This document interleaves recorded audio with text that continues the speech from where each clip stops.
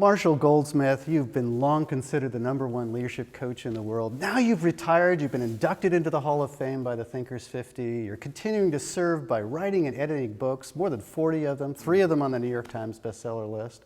It's such an honor and privilege to work with and know you. Thank you for being with me tonight.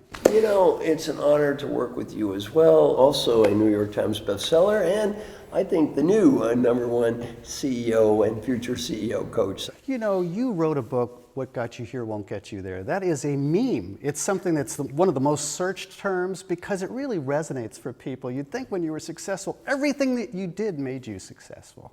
And it really helps point out the difference there. When you think about this concept of adding too much value, it was one of the big principles in the book. What did you mean by that? Well, you know, it's a counterintuitive concept. Let's imagine that you're my boss. I'm young, smart, enthusiastic. I come to you with an idea. You think it's a great idea.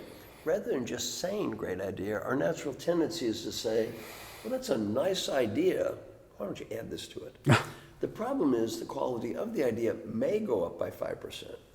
My commitment to execute may go down 50%. Right. My good friend David Ulrich taught me that effectiveness of execution is a function of A, what's the quality of the idea, times B, what's my commitment to make it work.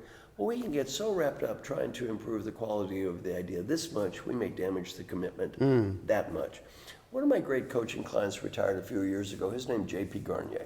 J.P. was the CEO of a very large drug company, GlaxoSmithKline. I asked J.P., what'd you learn about leadership as the CEO of this huge company? He said, I have learned a very, very hard lesson. And every time the people listening to us get promoted in life, every time they become more powerful, this lesson becomes more real.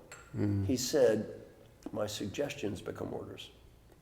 My suggestions become orders. Now he said, if they're smart, they're orders. If they're stupid, they're orders. If I want them to be orders, they're orders. And if I don't want them to be orders, they're orders anyway. You're the boss. It sounds like a megaphone. That's it. Right. For 9 years, I trained the admirals of the United States Navy. What is always the first thing I teach the admirals when they get that little star? You're an admiral, your suggestions become orders. Admirals do not make suggestions. When an admiral makes a suggestion, what's the response? By definition. Sir, yes, sir. That Salute. Suggestion becomes an order. Right. I asked JP, what'd you learn from me when I was your executive coach? He said, you taught me one lesson that helped me be a better leader and have a happier life. I asked him, what was that one lesson? He said, before I speak, stop and breathe and ask myself one question. Is it worth it? Is it worth it? And he said, as the CEO of this huge company, 50% of the time I've had the discipline to stop and to breathe and to ask myself, is it worth it?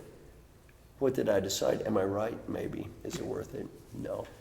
No. It's a powerful idea because usually people feel that they are so anxious to give that great idea. I've got the experience, and I also don't want to see them fail. There's lots of reasons to get engaged in adding too much value. It's a great idea.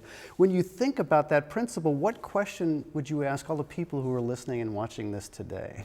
You know, I'd like to get people's comments of a time in your life where you added too much value. And what happened?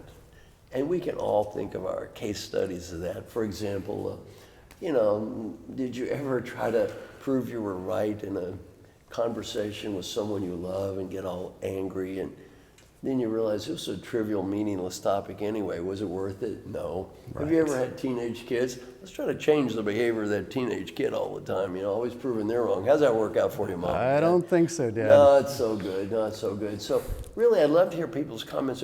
It's a great idea. I tried to add value, and it was too much value. I did more harm than good. I love getting case studies. I would love to hear it. I think all of us have way too many case studies. I'd love to hear them as well. Great idea, Marshall. Thanks.